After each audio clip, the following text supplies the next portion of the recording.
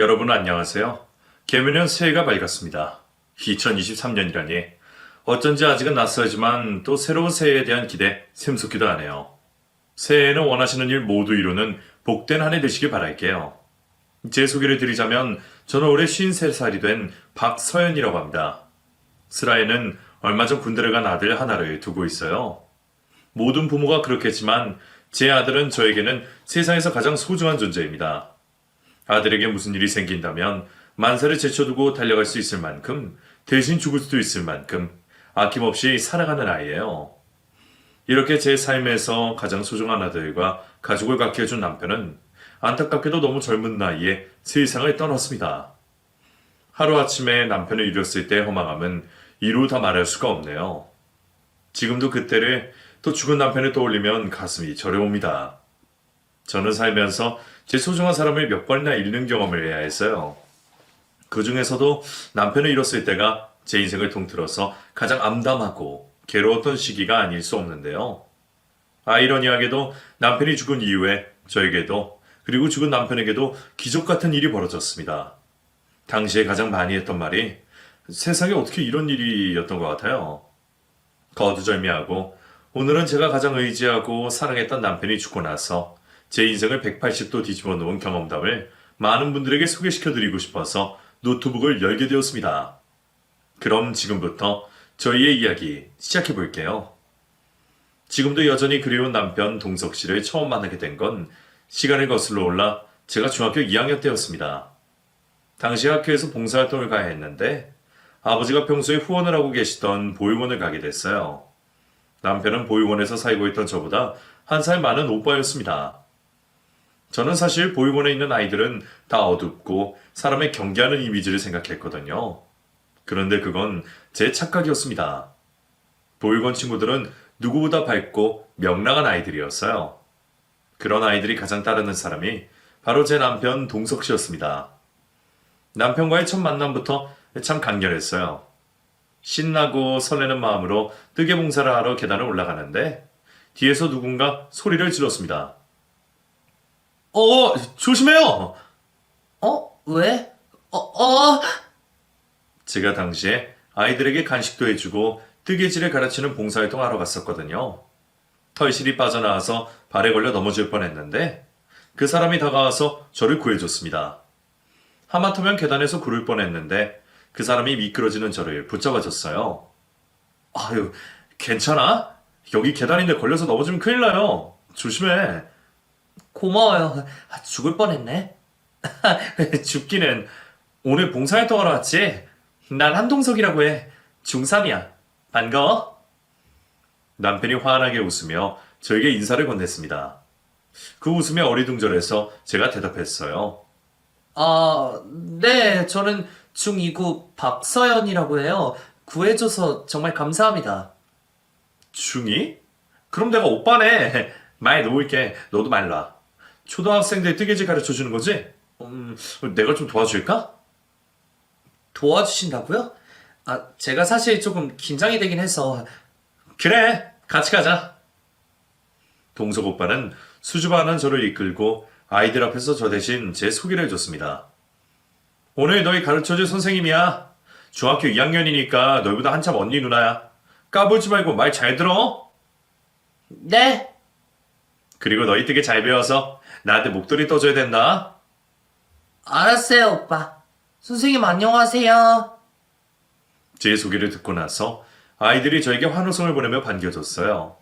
그러고 나니 긴장이 눈 녹듯이 사르륵 녹더라고요. 제 말에 경청하며 따라주는 아이들을 보면서 저는 동생이 없었지만 정말 친동생들이 생긴 것 같은 기분이었습니다. 그리고 처음 봉사를 간 날에 그 아이들과 급속도로 친해져서 함께 즐겁게 털실로 뜨개질을 했습니다. 그날의 기억이 너무 좋아서 저는 주기적으로 아버지와 함께 봉사활동을 하러 가기로 마음을 먹었어요. 아빠, 나 보육원 애들 너무 좋아. 애들이 엄청 순수하고 착해. 그랬지? 다를 거 없어. 다 똑같은 애들이야. 애들한테 에너지 팍팍 받았어. 정말? 그래. 우리 서연이 오랜만에 씩씩한 모습 보니까 아빠가 한시름 놓인다. 실은 당시에 저희 어머니가 돌아가신 지 얼마 되지 않아서 심적으로 많이 힘들었던 때였거든요. 중학교 1학년 때 하루아침에 사랑하는 어머니를 여의고 아버지와 단 둘이서 살았어요. 돌아가신 어머니도 아버지만큼 정말 따뜻한 분이셨습니다. 저에게 뜨개질을 가르쳐준 장본인이기도 했고요. 교통사고로 갑자기 엄마를 잃고 나서 어린 나이에 저는 인생이 허무하다는 걸 처음으로 느꼈어요. 뭘 해도 기운이 나지 않고 의욕이 생기지 않던 시기에 봉사활동을 나가고 나서 활기를 되찾았던 겁니다. 그런 제 모습을 보며 아버지도 기뻐하셨어요. 우리 딸, 서연이 요즘 보육원 다니면서 즐거워 보이네. 애들이랑 더 친해졌어. 가면 항상 즐거워. 다들 착하고. 물론 아닌 애들도 가끔 있지만. 다 이런저런 각자의 사정이 있는 아이들이니까. 아빠랑 앞으로도 꾸준히 갈까? 나랑 완전 좋죠. 찬성 찬성. 저희 아버지도 사실 보육원 출신의 고아인 분이었거든요. 저희 어머니도 마찬가지였고요. 그래서 저는 친척이 없었습니다. 부모님 외에는 가족이라고 부를 사람이 하나도 없었어요. 그래서 명절에 친척들 집에 다녀왔다는 친구들을 보면 내심 부럽기도 했습니다. 하지만 저는 대신 명절에는 부모님과 함께 놀이공원에 가기도 하고 봉사활동을 다니기도 했어요. 선량하고 마음 따뜻한 부모님 덕분에 저도 나누는 즐거움과 보람을 일찌감치 깨달았던 것 같네요. 엄마는 공장에서 일을 하셨고 야간 작업 후에 퇴근을 하시다가 음주운전차에 치여서 그 자리에서 사망하셨습니다. 그때 아빠도 저도 정말 많이 충격을 받고 고통스러웠어요. 그 시기를 그래도 잘 넘기게 해준 게 바로 보육원 봉사활동이었네요. 아버지는 박봉을 받는 회사원이었지만 월급을 쪼개서 항상 보육원에 기부를 하셨습니다. 본인이 힘들게 보육원에 사셨기 때문에 더 마음이 쓰이셨던 것 같아요. 아버지 덕분에 저도 보육원 아이들에 대한 관심을 갖게 되었고 아버지의 어린 날에 대해 어린 짐작해 볼 수 있었어요. 그렇게 중2 사춘기 시절을 보육원 친구들과 시간을 보내며 넘길 수 있었습니다. 그 과정에서 어머니를 잃은 슬픔도 조금은 극복하게 됐어요. 언니, 뜨개질 정말 재밌어. 언니 뜨개질 누구한테 배웠어? 난 우리 엄마한테 배웠지. 우리 엄마가 언니 어릴 때 스웨터나 모자도 직접 떠주시고 그래서 언니도 초등학교 3학년 겨울방학 때부터 엄마한테 뜨개질 배웠어. 진짜? 우와, 부럽다. 나도 언니한테 뜨개질 배워서 나중에 언니 예쁜 옷 선물해줄게. 정말? 기대된다. 고마워. 부모님을 모두 다 잃은 아이들도 이렇게 씩씩하게 살아가는데 아빠가 계신 제가 무너질 수는 없었습니다. 그 아이들을 보며 많이 배우고 저도 씩씩하게 살아가자는 결심을 했어요. 그렇게 한 달에 한 번씩 보육원의 봉사활동, 아니 보육원 친구들을 만나러 가는 즐거움에 빠져서 살았습니다. 그런데 그것도 생각보다 오래 가진 못했습니다.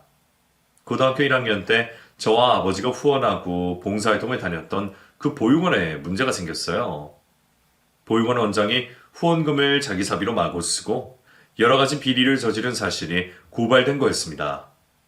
그 사실을 알고 나서 아빠도 저도 배신감에 치가 떨렸어요. 그런데 그걸 고발한 게 저와 친하게 지냈던 동석 오빠였던 겁니다. 제가 당시 시험 기간이라서 바로 갈 수는 없었고 시험이 끝나자마자 보육원을 찾아갔는데 원장은 바뀌어 있었어요. 그런데 무슨 이유인지 동석 오빠도 그 보육원을 떠나야 한다고 했습니다. 짐을 싸고 있던 오빠에게 제가 물었어요. 오빠, 여기서 나가면 어디로 가? 나도 잘 모르겠어. 왜 몰라? 오빠 좀 참지. 서연아, 근데 난 내가 한 일에 후회는 없어. 그 원장 정말 나쁜 사람이었거든. 아이들 치료에 쓸 후원금이랑 보조금을 다 자기 가족들한테 쓰고 어떻게 그럴 수가 있냐? 우리를 감쪽같이 속였네. 그래도 오빠는 아니, 참으면 안 돼. 참으면 아무것도 해결되지 않거든? 내가 원장이 비리 저지른 건 아닌 이상 애들을 위해서라도 꼭 밝혀내야 했어. 서원아, 너도 불의를 보면 참지 마. 항상 약한 사람들만 당한단 말이야. 알았지?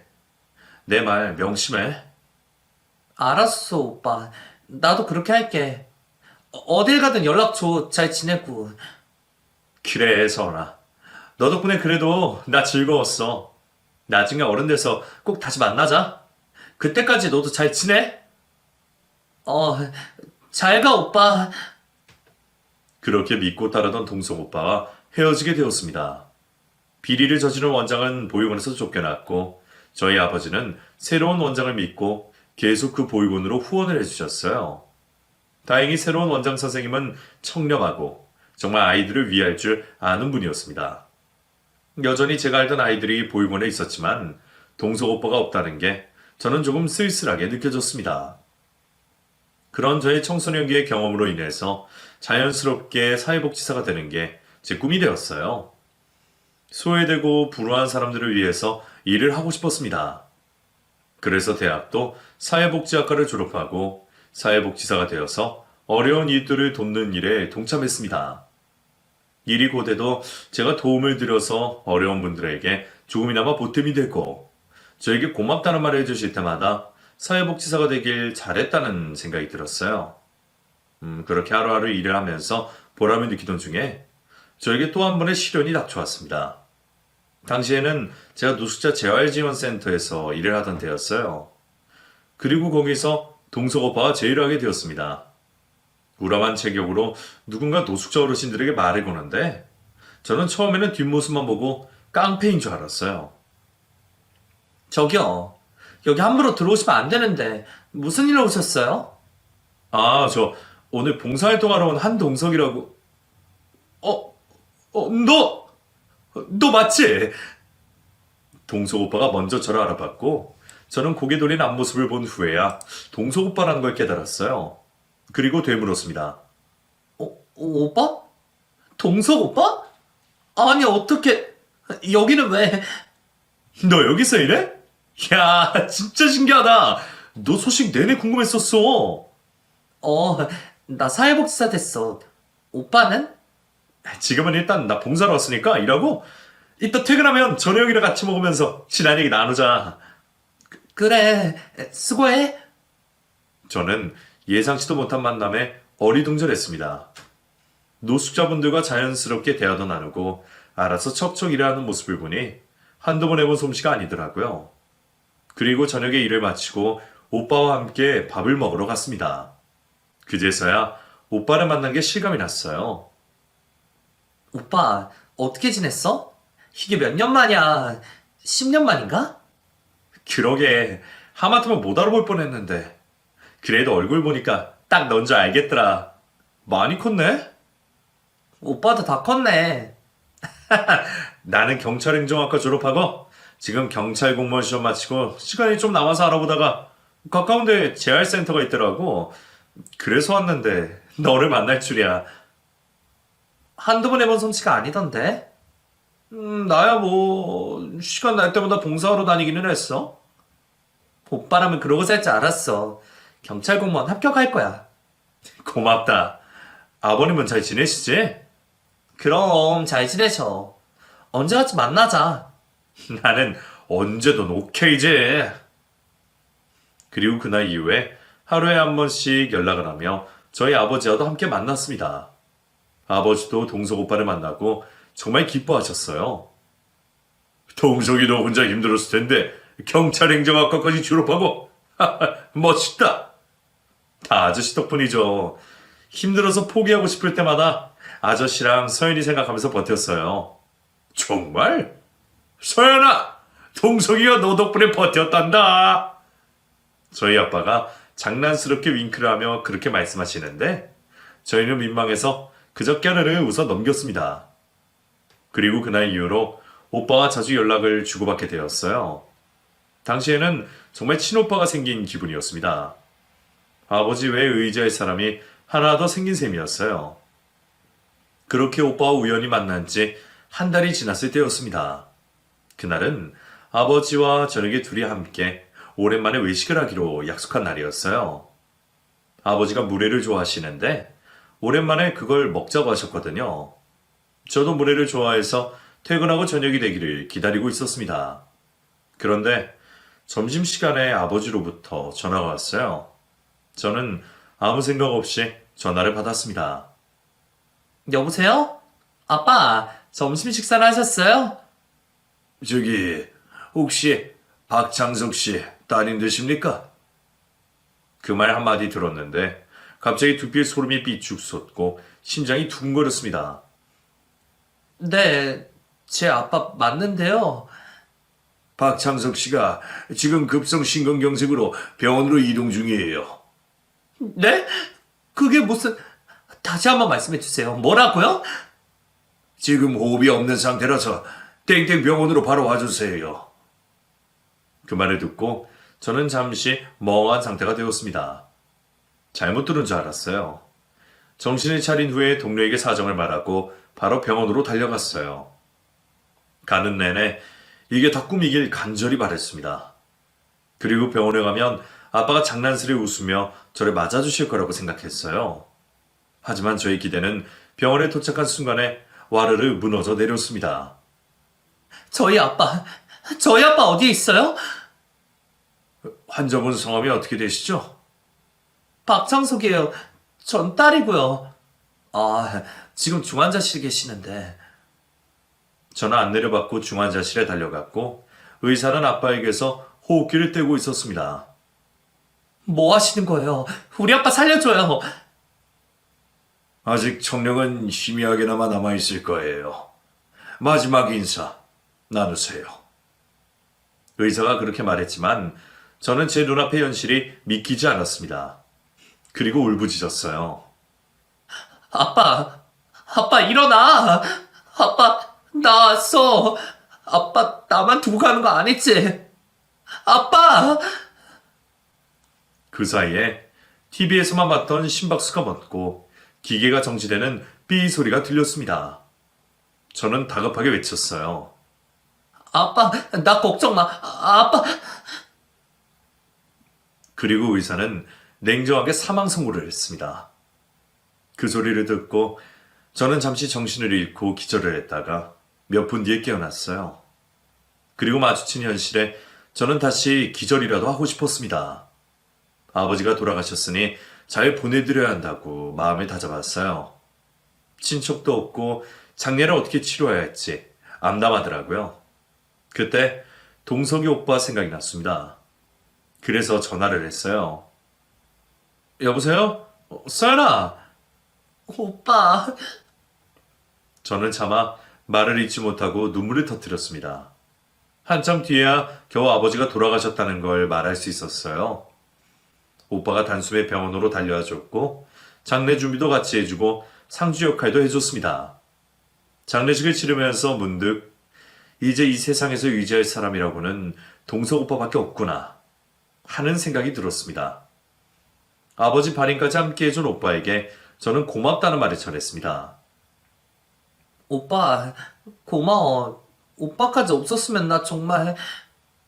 고맙긴. 아무래도 널 만난 게 우연은 아닌 것 같다. 앞으로 내가 네 옆에서 너랑 함께 할게. 아무 걱정하지 마. 알았지, 서연아?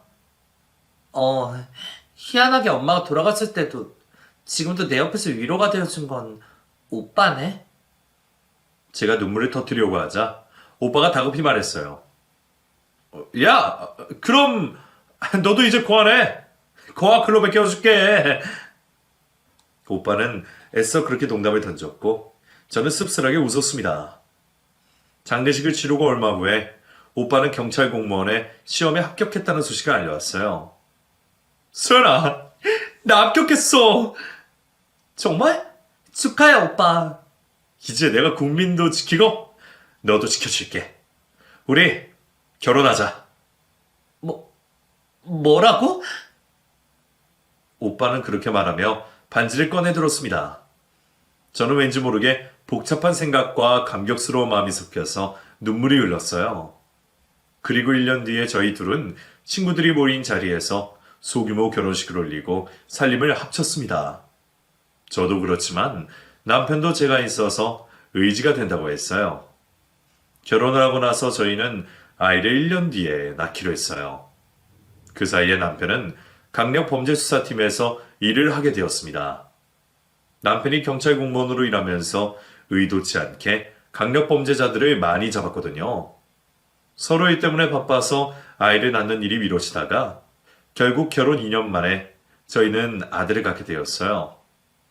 아들을 임신하고 임신 중독증에 걸려서 저는 일을 쉬고 집에 머물면서 재택근무를 했습니다.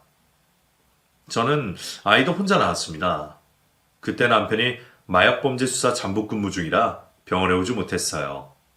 몰랐는데 경찰 와이프라는 게 상당히 외로운 거더군요. 저는 따로 친정도 시댁도 없었기 때문에 산후조리원에서 일주일간 머물며 아이와 제 몸을 살펴야 했습니다. 산후조리원에 있을 때도 남편은 오지 않았고요. 전화를 하면 끊기 바빴습니다.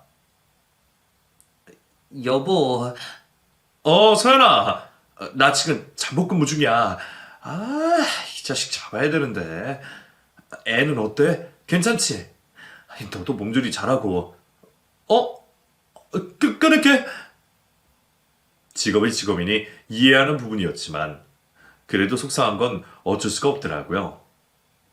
그렇게 산후조리를 마치고 집으로 돌아온 후에 남편은 미안했는지 저에게 어깨 마사지를 해주며 애교를 부렸습니다. 서연아, 그럼 잡았어. 나 없이 힘들었지? 그걸 말이라고 해? 당신 몸 챙겨가면서 일해. 나 정말 걱정돼. 내 몸을 봐라, 얼마나 건강하냐? 내 걱정은 마. 우리 아들 진호 완전 나를 빼닮았네. 그 후로 저는 갓난아이를 돌보느라 일을 그만둬야 했습니다. 아이가 어느 정도 크고 나면 복지가 하기로 마음먹고 집에서 할 수 있는 부업 같은 일을 찾아서 했어요. 돈은 얼마 되지 않았지만 그래도 애 기저귀 값은 벌 수 있었습니다.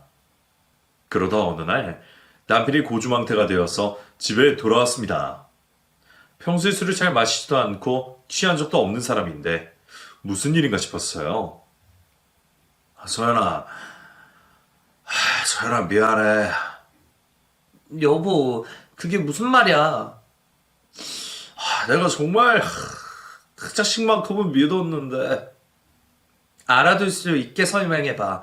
무슨 일인데? 그리고 남편은 아이처럼 엉엉 울더니 말했습니다. 내 군대 동기 정식이 알지? 그 자식이 사업한다고 보증을 써달랬는데 완전히 말아먹었어. 뭐? 그럼 어떡해? 내가 급이 다 떠안게 생겼어. 이를 어쩌냐? 저희 부부는 그렇게 하루아침에 1억이 넘는 빚더미에 앉게 되었습니다. 그때부터 밥이 입으로 넘어가지도 않고 정말 절망스러웠어요. 저는 한 번도 다른 사람에게 패 끼치며 살지 않으려고 노력하고 오히려 도움을 주려 했었던 사람인데 왜 저에게 이렇게 차곡차곡 불행이 닥쳐오는 건지 믿지도 않던 신을 향해 원망했습니다. 하지만 아무것도 모르고 저를 보며 깨르르 우는 아들을 보면서 저는 일어서야 했어요. 남편에게도 걱정 말고 힘내자고 말했습니다. 미안해, 서연아. 오빠, 우리 다시 일어나자. 그리고 당신, 앞으로 죽을 때까지 보증은 안 돼. 알았지? 당연하지. 서연아, 고마워. 맨날 바쁘고 가정에 소홀하고 보증까지. 다 정말 빵점짜리 남편이다. 그래, 알면 됐어. 앞으로 내가 잘할게. 너가 있어서 정말 다행이야. 미안하고 고마워, 서연아. 그렇게 저희는 같이 위기를 극복하기로 마음먹었습니다. 솔직히 속이 타들어가는 기분이었지만 이미 벌어진 일이니 어쩌겠어요. 힘내서 수습하는 수밖에 없다는 생각이었습니다. 그리고 저는 그때부터 아이를 어린이집에 맡겨놓고 닥치는 대로 일을 했어요. 남편이 사회를 위해서 좋은 일을 하는 건 정말 멋있고 대단한 일이었지만 솔직히 월급이 그리 많은 편은 아니었으니 저라도 벌어야 했습니다. 한창 부모 손이 필요할 나이에 제가 많이 신경 써주지 못해서 아들에게 정말 미안한 마음뿐이었어요. 남편도 빠른 진급을 위해서 몸을 아끼지 않고 일을 했어요. 그리고 한 달이 넘는 기간 동안 집에 잘 들어오지 못했습니다. 당시에 같이 살던 내연녀를 죽이고 토막난 시신을 유기한 용의자를 쫓느라 정신이 없었어요. 그날은 4살 난 제 아들 진호가 독감에 걸려서 병원까지 다녀온 날이었습니다.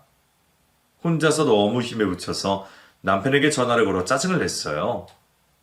그게 정말 두고두고 아직까지 후회로 남아 있습니다. 여보. 당신 지금 며칠째인 줄 알아? 내가 얘기했잖아. 이놈이 완전 신출귀몰이야. 나 이놈 이번에 잡으면 특진할 수 있어. 오늘 진호가 얼마나 아팠는 줄 알아? 나 정말 혼자 힘들어. 애는 나 혼자 낳고 나 혼자 키워? 나 언제까지 이렇게 힘들게 살아야 돼?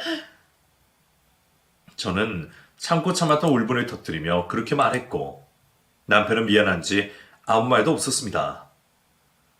설아, 오늘 잡을 거야. 지금 그놈 어디 숨어 있는지 찾았어. 지금 잡으러 가는 중이야. 그러니까 조금만 참아. 알았지? 미안해. 그 미안하다는 말 이제 정말 지긋지긋하다. 나 이제 더 이상 당신이랑 못 살겠어. 나 혼자 진호 키우는 게 훨씬 나을 것 같아. 빚 남은 것도 당신이 알아서 해결해. 우리 이혼하자. 범인 열심히 잡아. 그렇게 저는 화를 내며 전화를 끊었습니다. 그리고 그게 마지막이었어요. 남편은 살인범을 잡으려고 6차선 도로에 뛰어들었다가 20톤 트럭에 치여 그 자리에서 사망했습니다. 제수씨.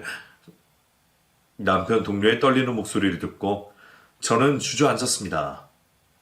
아버지가 돌아가셨을 때 받은 그때의 느낌과 똑같은 불길한 기운이 저를 사로잡았어요. 달려간 병원에서는 시신이 너무 훼손되었다며 왼쪽 얼굴 일부만 보여줬습니다.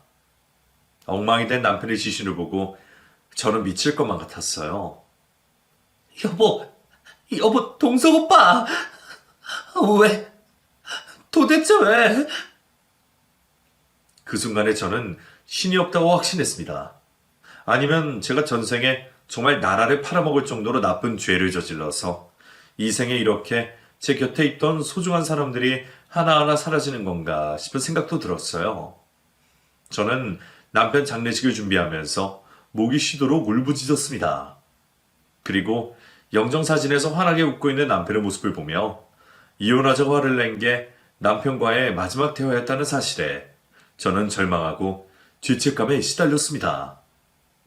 이럴 줄 알았으면, 이렇게 금방 내 곁을 떠날 줄 알았으면 좀 더 다정하게 말할걸. 기다려준다고 할걸. 후회해봐야 소용이 없었어요. 남편이 순직을 하고 뉴스에 바로 기사까지 나왔습니다. 남편이 쫓던 살인범은 남편이 죽고 난 다음 날에 결국 다른 경찰분들 손에 잡혔다고 들었어요. 저는 어린 아들의 손을 잡고 장례식장에 갔습니다. 아무것도 모르는 어린 아들이 상주 완장을 차고 죽은 지 애비 사진을 보며 눈물을 흘리는데 정말 가슴이 찢어지는 것만 같았어요. 엄마, 아빠 이제 안 와? 하늘나라 간 거야? 아빠는 하늘나라 갔어. 우리 진호랑 엄마랑 지켜준대. 그러니까 잘 가라고 인사하자. 아빠, 잘 가. 보고 싶어. 남편이 죽고 나서 저도 따라 죽고만 싶을 심정이었지만 하늘 아래에 피부치라고는 저밖에 없는 아들을 위해서 살자. 꼭 살아서 아들만은 지키자. 그런 심정으로 저는 이를 맞물고 장례를 치렀습니다. 친척도 부모도 올 사람이 없는 장례식장은 정말 고요했어요. 같은 경찰 동료들도 잠시 들렀다가 일 때문에 바로 가야 했습니다. 재수씨, 미안해요. 동숙이 그놈이... 형사님들 잘못 아니에요. 괜찮아요. 동석이 그놈 순직 처리될 거예요. 순직급여도 꼭 받으시고 기운 내세요. 진호야, 아저씨가 진호 좋아하는 장난감 많이 사줄게. 동료 경찰의 말에 제 아들이 대답했습니다. 네, 아저씨. 근데 아빠가 돌아오는 게 더 좋은데. 그 말에 또 저희는 울음바다가 되었어요. 내일 발인 때 올게요, 재수 씨. 알았어요.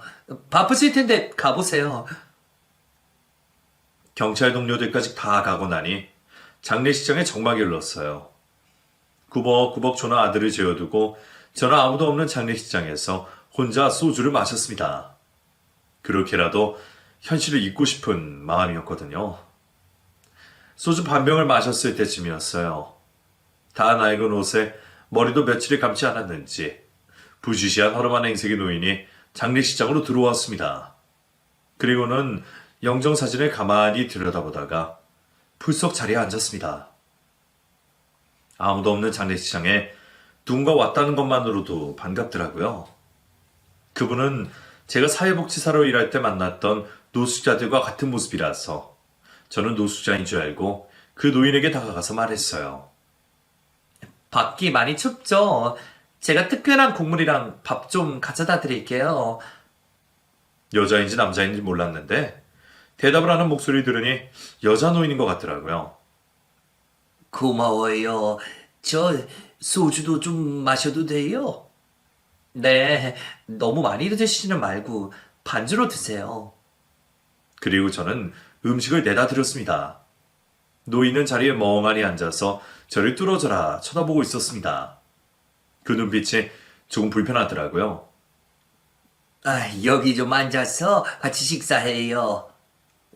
저는 음식이 안 넘어가서 술 마시고 있던 것 같은데 속 버려. 밥 같이 먹으면서 마시자고. 노인의 말에 저는 억지로 땅콩 하나를 입에 넣고 씹다가 바로 뱉어버렸습니다.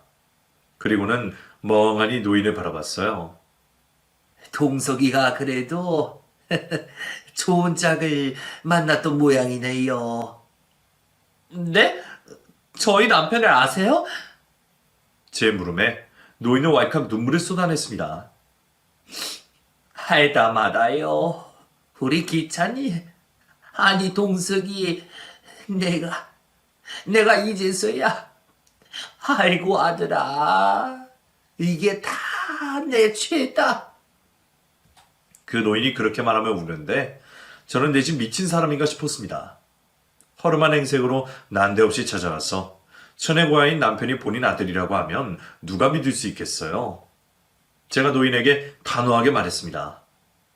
무슨 말씀이세요? 제 남편 고아예요. 부모 없다고요. 어디서 사기를 치려고. 나가세요. 그러자 노인이 제 팔을 붙들고 대답했습니다. 믿기 어렵겠지만 동석이 내 아들 맞아요. 그리고 노인이 이어서 하는 이야기들을 듣고 저는 너무 놀라서 입이 다물어지지 않았어요. 머릿속이 혼란스러웠습니다. 노인은 동석 씨의 친어머니고 동석 씨가 사라지고 난 이후에 동석 씨를 찾아 헤맸다고 했어요. 동석이 아빠가 죽고 나서 나 혼자 키우려고 했는데 시댁에서 애를 데려가 버렸어. 그리고는 연락이 끊겼어. 도망갈 시댁을 백방으로 찾아서 아이 달라고 빌고 또 비는데도 없대. 죽었대. 난 그걸 믿지 못했어. 언젠가는 만날 거라고 생각하고 정말 악마리처럼 살았어. 그렇게 사업에 성공하고 부자가 됐는데도 잃어버린 아들을 찾을 수가 없어서 절망에 빠졌다고 하셨습니다. 아무리 뒤져도 없어. 어디 보육원에 갔다는데 거기서는 입양 보냈다고 하고 난 아들 찾으려고 여태껏 억지로 버티고 살았는데 아들을 못 찾는다는 사실을 한 순간 그분은 거리를 떠들기 시작했다고 했습니다. 전국 방방곡곡을 다니지 않은 데가 없다고 했어요. 그렇게 노숙 생활을 시작하면서 본인의 죄값을 치르려고 했다고 하셨습니다. 난 죽지도 살지도 못하는 신세였어. 그랬는데 터미널 뉴스에 나온 기사를 보고 누가 망치로 내 머리를 세게 내리친 것 같더라고. 그냥 뉴스에 나온 동석의 얼굴을 보자마자 나도 모르게 눈물이 쏟아져 내렸어. 내가 지어준 이름은 기찬이었는데 분명히 이름은 다른데 내 아들이 맞다는 확신이 들었어. 그래서 왔어. 내가 너무 늦게 와서 귀찮아. 그분이 그렇게 말하며 엉엉 우시는데 그 모습에서 언뜻 남편의 얼굴이 비쳤습니다. 그리고 저도 사실을 확인해 보고 싶었어요. 다음날 발인 전에 형사분들에게 사정을 설명하고 남편의 DNA와 그 노인분의 DNA로 친자 검사를 했습니다. 그리고 결과를 보고 저는 기적이 일어났다고 생각했어요. 이분 동석이 어머니가 맞는데요, 재수 씨. 결과지를 보고 또 봐도 믿기 힘들었습니다. 왜 하필 죽고 난 이후에 남편의 어머니를 찾을 수 있었는지 하늘이 야속해서 울었어요. 남편이 가고 날벼락처럼 제 앞에 시어머니가 생긴 겁니다. 시어머니는 결과지를 보며 대성통곡을 했어요. 귀찮아. 내 아들 귀찮아. 어떻게 이렇게 잤냐. 어떻게. 하늘도 무심없이 제 죄를 어떻게 갚으라고 이렇게 만나게 하세요. 너무하십니다. 저는 이제 어떻게 살라고. 시어머니가 그렇게 우는데 제 아들이 시어머니에게 다가가더니 눈물을 닦아주며 말했습니다. 할머니 울지 마요. 할머니도 우리 아빠가 하늘 날아가서 슬퍼요? 네가 우리 기찬이 아니 동석의 아들이구나. 아이고 지 아빠를 쏙 빼닮았네. 그리고 며칠 후에 남편의 국립묘지에 안장되었습니다. 그날 시어머니는 처음 본 것과는 완전 딴판으로 묘지에 오셨어요. 깔끔한 정장을 차려입으시고 기사 딸린 고급 승용차를 타고 오셨습니다. 그리고 경찰들 앞에서 본인이 동석 씨의 어머니라고 소개했어요. 내가 우리 자랑스러운 아들 동석이 애미 되는 사람입니다. 죽고 나서야 만나서 한이 되지만 제 아들 같은 경찰분들이 더 좋은 환경에서 일하실 수 있도록 제가 기부를 하고 싶어요. 제 아들 목까지 열심히 살아서 나쁜 놈들 다 잡아주세요. 시어머니는 그렇게 말하며 남편이 근무했던 경찰서에 거액의 기부금을 쾌처하셨어요. 알고 보니 시어머니는 정말 대단한 분이었습니다. 기업의 오너면서 평생 버신 돈의 반은 기부금으로 다 쓰셨다는 걸 나중에 알게 됐어요. 그리고 시어머니는 저와 제 아들을 본인의 집에서 함께 살자고 제안하셨습니다. 며느라, 내가 며느리라고 불러도 될까? 그럼요. 동석 씨 어머니시니까 제가 며느리 맞죠. 너희 지금 사는 것도 그렇고 내가 알아보니 동석이 앞으로 빚이 많더라. 아들한테 해준 게 없어. 그거라도 내가 갚아줘야 마음이 후련할 것 같아. 어머니, 저도 사실 혼자서 힘들어서 거절은 못하겠네요. 감사합니다. 그래, 다행이다. 이렇게 잘 받아줘서. 그리고 서연이 너랑 진호, 앞으로 나랑 같이 살자. 우리 집 아주 커. 전원주택이거든. 내가 떠돌이 생활하는 5년 동안 관리해준 사람이 있어서 바로 들어오면 된다. 넌 사생활 터치 절대 안 할게. 우리 세 가족 서로 의지하면서 살아보자. 어떠니? 저는 그 말씀에 잠시 고민을 했습니다. 하지만 저에게 부모님이 계시지 않았고 남편의 어머니니 저의 어머니와 마찬가지라는 생각이 들었어요. 아들도 할머니와 함께 지내는 게 정서적으로 더 좋지 않을까 해서 그 제안을 받아들였습니다. 네, 어머니. 저는 좋아요. 그래. 우리 앞으로 동석이 목까지 행복하게 살자. 알았지? 어머님과 제 대화를 들은 아들이 신이 나서 방방 뛰었습니다. 와, 신난다. 나 이제 할머니랑 같이 사는 거야? 완전 좋아요. 아이고, 우리 손주가 그렇게 좋아? 할머니가 더 좋아. 우리 잘 지내보자. 네. 저에게 가족이 하나, 둘, 셋 사라질 때, 저도 이 세상에 없어야 하는 존재가 아닐까 하며 나락에 빠진 적도 있었습니다. 그런데 아이러니하게도 남편의 죽음 이후에 저에게 시어머니라는 새로운 가족이 생긴 거예요. 정말 기적 같은 일이었죠. 저는 시어머니와 함께 살면서 다시 사회복지사 일을 시작했습니다. 시어머니와도 허물없이 잘 지냈어요. 언제나 든든한 제 편이 되어주셨어요. 수연아, 내가 엄마라고 생각해. 난 너 딸이라고 생각한다. 우리 고부 사이 뭐 그런 거 다 때려치우자. 어? 뭐든 내 도움 필요하면 말하고. 알았지? 네, 어머니. 그렇게 할게요. 동석 씨가 제 걱정돼서 어머니를 보내줬나 봐요. 그래, 그런가 보다. 아휴, 그놈의 자식. 엄마는 보고 가지. 그런 대화를 나눌 때마다 남편에 대한 그리움으로 코끝이 찡해졌지만 억지로 눈물을 참았습니다. 시어머니와 지내면서 저는 열심히 사회복지사 일을 했어요. 제 도움이 필요한 곳에서 일을 하면서 힘들었던 마음도 조금씩 회복되기 시작했습니다. 그렇게 한돈 안 팔고 열심히 일하다 보니 저는 아들이 대학에 입학한 후에 보육원 원장까지 될 수 있었어요. 사실 보육원 원장이 될 수 있었던 건 시어머니의 도움이 컸습니다. 수연아, 이제 너도 사회복지사로 열심히 일했으니 보육원 원장 해보는 게 어떠니? 원장이요? 제가 잘할 수 있을까요? 너 아니면 누가 그 일을 해? 나 통 큰 거 알지? 대한민국 최고 좋은 보육원으로 내가 팍팍 지원해 줄게. 보육원에서 지내는 아이들한테 아낌없이 사랑 주면서 그렇게 해보자, 우리. 어머님의 말씀에 저는 꿈에만 거리던 일을 실제로 진행할 수 있었습니다. 가족이라는 게 정말 이럴 때 가장 큰 힘이 되는 것 같아요. 저를 지지해주고 힘들 때 버팀목이 되어주니까요. 저 역시도 어머님에게 그런 며느리, 딸이 되려고 항상 노력하고 있습니다. 아들은 시어머니 덕분에 좋은 교육을 받고 미국에 있는 유명한 명문대 경영학과에 입학을 했습니다.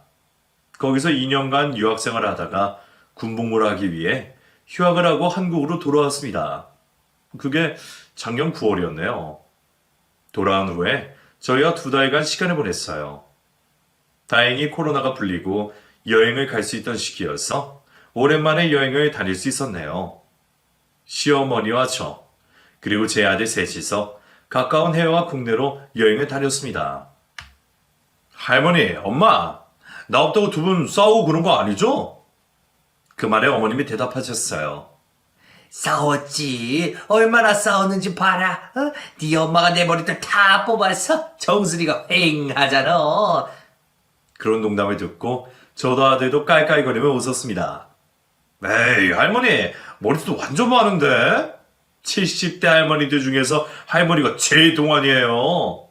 그랬냐? 아이고, 우리 손주는 어쩜 이렇게 이쁜 맘만 골라서 할까? 아까워서 이걸 어떻게 군대를 보내? 아휴, 보내지 말까 보다. 할머니, 저 대한민국 국민으로서 병역의 의무 지켜야 돼요. 할머니 돈 많다고 비리 저지르고 그러는 거 아니죠? 아이고, 이놈이 농담도 못해? 그런 아들의 모습을 보면 옛 어른들 말씀이 자연스럽게 떠오릅니다. 시도덕은 못한다는 말이에요. 외모뿐만 아니라 아들도 죽은 제 아빠를 닮았는지 불이나 비리에 참지 못하는 성격이에요. 지금 입대를 하고 100일 휴가를 앞두고 있습니다. 얼른 보고 싶네요. 아무쪼록 지금처럼 저희 가족 건강하고 사회에 보탬이 될 수 있는 사람들이 되었으면 하는 게 제 소망입니다. 여러분, 삶이 저를 죽어라 하는 줄 알았는데 정말 기적처럼 제 삶이 다시 앞으로 나아갈 수 있었어요. 주제넘는 말씀으로 들릴지는 모르겠지만 지금 힘드시더라도 꼭 버티고 이겨내시기를 바랄게요. 나쁜 일은 어떻게든 지나갑니다. 남아있는 사람은 또 어떻게든 살 수 있더라고요. 포기하지 마세요. 제 사연 여기까지 다 들어주신 분들 모두 복 받으실 거예요. 감사합니다. 다시 한번 새해 복 많이 받으시고 작년보다 더 행복하고 좋은 일들 많이 생기시기를 기도드릴게요. 여러분, 화이팅!